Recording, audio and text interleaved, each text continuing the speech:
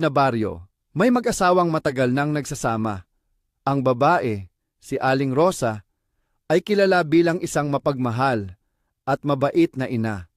Subalit, hindi alam ng kanyang asawa na siya ay isang manananggal, isang nilalang na naghihiwalay ng katawan at lumilipad tuwing hating gabi upang sumipsip ng dugo ng mga sanggol at buntis.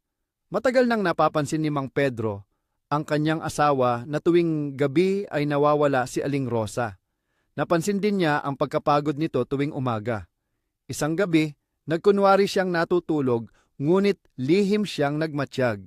Nakita niyang pumasok si Aling Rosa sa isang silid, nagpahid ng langis sa katawan, at saka humiwalay ang pang-itaas na bahagi ng katawan nito upang lumipad palabas ng bintana.